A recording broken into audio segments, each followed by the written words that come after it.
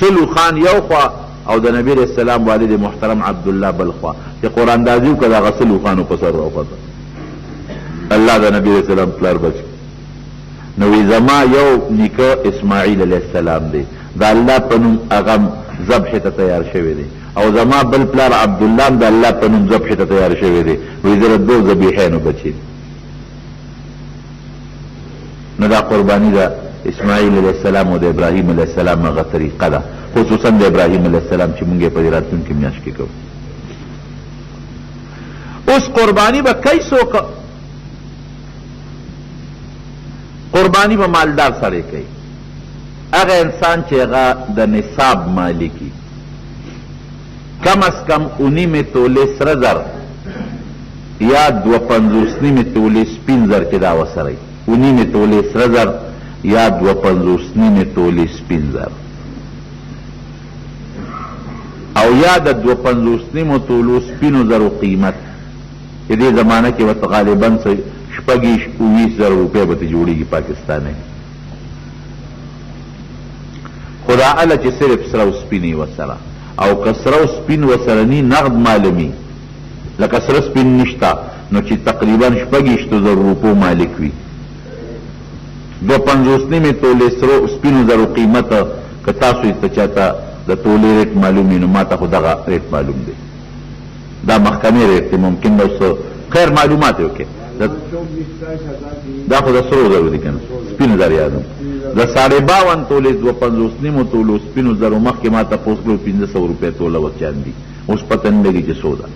خو 2.5 توله سپینو زرو پیسې چې چا سره نو قرباني په واجب ده او که چا سره داسې وي چې یو توله سره زر وسره 2 تولی وي 3 تولی وي یا د سپینو زرو تعداد د 2.5 تولو نه کمی نو قربانی په واجب نه رخو اله کې نور مال وسره ني او که نور نقد مال وسره نو بیا چې یو توله سره زر وسره نو هم په قربانی واجب ده کوي لکه نور وسره زر 2000 روپے پنګشتا یا د ضرورت نه زیات جامع موجود دي یا پکور کې ټي وي پروت یا وی سی آر پروت پکور کې دا د ضرورت نه زیاتی سيزونه دي یا د یو ټوپک نه زیاتی ټوپک دی وسره دا د ضرورت نه زیاتی سيزونه دي نو چې د ضرورت نه زیاتی سيزونه وسره نو بیا ګوره په یو توله باندې قرباني کیږي بیا به دا یو توله سرو زرو قیمت لګي نو هغه سره به جمع کې نو توله دی ولا خرڅ کی یو سره توله وی 1000 روپے وسره نقد او توله وسره سره زري نو بس بیا دې خرڅ کی نو توله به په 15 زره کېږي چې 1000 وسره جمع کړي نو اندازې ته وګوري غالبا به هم دغه 20,000 ترسي نو دا مې ځکه وی ک توله 2 توله کالی سره نور مال وی نو بیا به دواړه خرڅ کی او جمع خرڅي نه خو قیمت ته لګي او جمع دي کی داغه پیسې دی وګوري ک دغه نصاب تر رسیدي نو قرباني په واجب ده کله یو سړی سره نقد اسم نشتا کالیم نشتا زمکه شتا نو که دون زمکه پکی وی چې د دته ادنا گزاره کیږي به د ترکارې نه د جوارو په ډوډۍ پکی گزاره کیږي به د ترکارې نه په د غنمو په ډوډۍ گزاره کیږي بیا به قرباني واجب ده او که دون زمکه وی چې نکیږي په گزاره تر څو چې دوه سره مزدوري نه کړی بیا په نه واجب او که یو سړی دوه کور دی یو کور کې دیوسیږي یو د ضرورت نه زیات دی پلاټ یې غشته دی کور یې غشته دی نو که هغه دویم کور قیمت دغه 20,000 روپو ته رسیږي نو بیا په قرباني واجب ده او که یو سړی سره د ضرورت نه زیات سامان دی لکه غوا د پيو میخه د پيو د زمیدار قلبه چې دی په یوې کوي سنډا باندې بار وروړي دا د ضرورت په سامان کې داخل دی نه زیاتی یا د سړی ټوپک د سو کې د ضرورت په سامان کې داخل دی د مولا هغه کتابونه چې دی مستقل ګوري هغه د ضرورت په سامان کې دي هغه کتابونه چې اسې په الماره خشته کړي هغه د ضرورت کې نه راځي د خځې 2-3 جوړې جامې د سړی دا د ضرورت لاندې راځي او د خځې چې د زیاتی کې می جوړې دا د ضرورت نه زیاتې دي ټیوی ضرورت کې نه راځي نو چې کم د ضرورت نه زیات سامان دی داغه قیمت ته ولګي نو کې قیمت د 20,000 روپو ته ورسېد نو بیا په قرباني واجب ده مونږ د اخذ غر کې کړی چې ودیه شل توله کاله بکې او بیا قرباني توار پر غته قرباني ولا نه کوي. لور دې غر کړه او تباه دې کړه، غاړه یې بنده شوه. دومره به جامې کې او دومره به کور خېږي او دومره ځمکه خېږي او دومره به دا کې قرباني پې واجب شي، بیا قرباني نه کوي. کم څاروي باندې به قرباني کېږي او څوک به کوي؟ نو چې څوک مالداري که په کور کې یو مالدار یو به کوي، که په کور کې 15 مالدارانې په شریکونه کې ګوري 15 واړه به 15 سي نیسي. زمونږ په وطن کې غلط رواج دی، د زامنو خپل مالی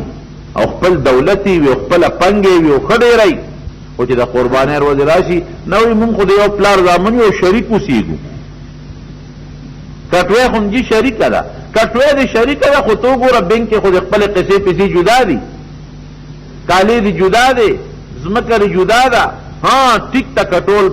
شریک اوسېږي او ګټه هم شریکوي، ټول پلار له راځي، تاوان هم شریکوي، ټول اختیار منې د پلار دی، د زامنو هېڅ هم نشته. زامن چې سره وړي پلار ته یې بخي نو بیا د پلار یوازې وکړي. خو زمونږ وطن کې دا شی نشته. ما ته د خپل کلي او د خپل وطن معلوم دی. د هر زوی ځان له تنخوا او ځان له پنګ او ځان له بینک بیلنس دی او ځان له خپل ځمکه دی او ځان له خپل پلاټونه دی او ځان له خپل کاروبار کوي. نو دا الله سره ټګي مه کوه. غوا او میخه کې 7 میسه نیوی شي، په 4 کسه هم کولی شي، په 3 هم کولی شي، په 2 هم کولی شي، په 1 هم کولی شي، په 7 هم کولی. ناتکې او تکې پکې شرط نشته. او ګډ یا ګډه چیلې او چیلې کې یو کس به قرباني کوي، 2 په هغې کې شریک کېدل منع دي. ښه غوا او میخه یا د هغې بچې چې 2 کالو ته ورسي نو قرباني پې کېږي، چې د 2 نه کمې قرباني پې نه کېږي. بعضې خلک وي غاښ یې کړي دي او نه دي کړی. غاښ کول څه شرط نه دي چې عمر یې 2 کالو ته رسېدلي، د غاښ یې کړو کې نه کړی. بعضې څاروي عمر 2 کالې او په غاښ کمي چې عمر 2 ته رسېدلي. او ګډه چیلې او چیلې چې عمر یې د کالي نو قرباني پې کېږي، که د کال نه کمی پې نه کېږي. لمور ګډ لم والا هغه د 6 میاشتو په باندې کېږي، خو یاره چې سروبي چې په شکل د کال ښکاري هله پې کېږي. کم څاروی چې عیبجنې نظر یې نه لګي په هغه قرباني نه کېږي. د نیم یا د نیم نه زیات غوږې پرې شوي، د نیم یا د نیم نه زیات لکې پرې شوي، د اخکرې ماتي په د قرباني نه کېږي. او غاښونه کمزوري ګیا پې نشي خوړی، یا دومره ټپ ټیپې چې کم میدان کې لالی هلته نشي تللی، په دم قرباني نه کېږي. صرف څاروی وګورئ د قربانۍ دپاره. او کوشش وکړئ چې هغه خلک په قربانۍ کې یو بل سره شریک شي چې ټول پاکې پیسې لري. که یو هم پکې سودخور راغی او یو هم پکې حرام خور راغی، د دې ټولو قرباني برباده شوه. نیت به خالص د الله د رضا دپاره کوئ. که یو قسم پکې د غوښې نیت وکړه د هغه 6 واړه غرق کړل، د غوښې نیت به پکې نه کوئ. او که ته وایې چې دا خامخاله کې راځي چې دا غوښه به خورو، کبابونه به خورو، دا خوړه کې، نو ته نیت مه کوه. غیر اختیاري خو خامخاله له راځي. که غیر اختیاري ستا له د غوښې نیت راشي نو هغې باندې الله تا نه رانیسي، دا خو خامخا راځي. خو نیت د غوښې مه کوه. انشاءالله مسلمان د غوښې نیت نه کوي، ځکه یې نه کوي چې غوښه سړی خوري نو نن سبا خو به حصه په 8,000 ته رسي، په 8,000 خو بله غوښه کېږي. نو نیت د غوښې به نه کوي د الله د رضا دپاره. او دا هغه طریقه ده چې کوم د حضرت ابراهیم علیه السلام طریقه او په هغه طریقه باندې به نیت وکړي. او ذبحه به یې کوم ځای کې کوي. ښه بل څاروي چا واغېشته او پی کوي نو د پیو د څاروي نه پی به نه اخلي. غولان باندې ورته یخې اوبه اچوي نو هغه درد به نه کوي. او که دا څاروي بیا هم تکلیف ووته او پی خامخا چغې والي نو بیا ته خیر دی، هغه پی واخله خیراتي ورکړه. د قرباني د څاروی چې کم پکې رسید او کم د هغې زل دی یا کم د هغې پړي دي ټول به خیرات کوي. قصاب له به مزدوري په غوښه کې نه ورکوي، خیراتي غوښه ورکولی شي خو مزدوري به د خپل جیب نه ورکوي. سرمن به هم قصاب له ګورې په اجرت کې نه ورکوي. بعضې خلک هغه سرمن وله ورکي نو ارزان یې پې ماته کړي نو هغه تې پیسې وانلي، دا هم ګورې ګناه ده. د قربانۍ سرمن من باع جلد اضحیته فلا اضحیة له. اوس قربانۍ سرمن که نقد په خپل استعمال کې راولي راوستی شي، خو چې خرڅه دی که نو بیا پیسې فقیرانو له ورکوي. او نقد سرمن فقیر لم ورکولی شي او مالدار لم ورکولی شي. نقد سرمن دا فقیر لم ورکولی شي، مالدار لم ورکولی شي. خو که دې خرڅه که نو پیسې به بیا خامخا فقیر له ورکوي، غریب له به ورکوي. او که نه خرڅه خپل کور کې د ځان له لمسې جوړی او یا ته بورقه جوړی هم ته جوړولی شي. د اختر پر ورځ به قرباني کې د اختر د مانځه نه پس د اختر د مانځه نه مخکې زمونږ پر چې کوم دی د اختر مونځ کېږي منه ده که چا وکړه قرباني یو نه شوه اختر مانځه نه پس به یې کوي په سبا هم کولی شي په درېیمه ورځ هم کولی شي او د شپې هم کولی شي خو د شپې مکروهه ده د ورځې سنت ده بیا چې کله ذبحه کې نو غوښه درې ځایه تقسیم کا یو حصه په خپله وخوره یو حصه چې د نو خپلو رشته دارانو له ورکه غریبونو هم ورکولی شي او مالدارو له او یو حصه فقیرانو له ورکه پرج مه ډکه وخه نن سبا خلک پرجونو ته وخېجئ او سبا بیا یو دوه میاشتې پس خوري نو که یو سړي سنبال کړه او دې درې میاشتې پس هم خوري نو څه ګناه پکې نشته د ثواب هم دغه چې حلال یې کړه خو دا بهتره طریقه ده چې خیرات یې کړه فقراو له ورکه مالدارو له هم ورکولی شي میلمنو باندې هم غوښه خوړلی شي دا مې د قربانۍ متعلق څه مسایل درته وکړل د بعضې ملګرو په خیال چې بعضې وروڼو ویره ده قربانۍ متعلق بیان وکړه لږ مخکې راته وکړه نو ځکه مې درته ووایي وکړې چې الله تعالی زمونږ دا وروستو چې څومره اعمال دي دا خدای پاک زمونږ د ټولو قبول کړي ها دا زمونږ د جمعې ملګری د نظیر کاکا خدای ما ته دعا ورته وکړې چې الله وله شفا ورکړي زمونږ دلته کې یو ملګری د میروزو د کندي د هغې ماشومه رضا خان کاکا مغم بیمار ده په هسپتال کې الله دې وله شفا ورکړي څومره مریضان دي الله ټول له شفا ورکړي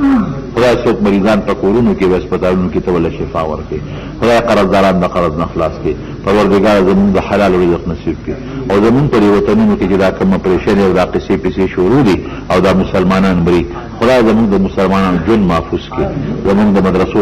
او د جوماتونو او زمونږ د علماو او زمونږ د طالبانو او زمونږ د عامو مسلمانانو زندګي محفوظه کړي خدای موږ د فتنو د دنیا او د آخرت نه محفوظ وساتي څوک چې حج د بیت الله له ارادې کړي دي په خیر رسول کې او چې چا نم دي کړی الله په هغه ځای کې د حج د توفیق نصیب کړي او قسمت یې پکې پیدا کړي الله چې څوک مسلمانان په پریشانی کې دي پریشانی ودا په خوشحالو باندې بدل کړي زموږ د دنیا او د آخرت خیر نصیب کې د دنیا او د آخرت د شر او د فساد نه پامن کې وساتي او د مسلمانانو اتفاق او اتحاد نصیب کړي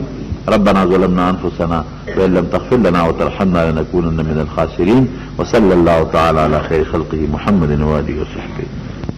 قرآن محترم اوریدونکو د شیخ الحدیث مولانا محمد ادریس صاحب په 319 نمبر کیسټ کې تاسو د قربانۍ متعلق بیان واورید. دا به تاسو ته پېښور ښار کې بیرون کچهری گیټ اشرف روډ سره فقیر خان ناصر خان کیسټ هاوس کې د ناصر خان او حیدر خان سره ملاویږي. ټلیفون نمبر دی 255 د دین علاوه د شیخ الحدیث مولانا محمد ادریس صاحب د هر جمعې تقریر به هم تاسو ته د دې دکان نه ترلاسه کېدی شي.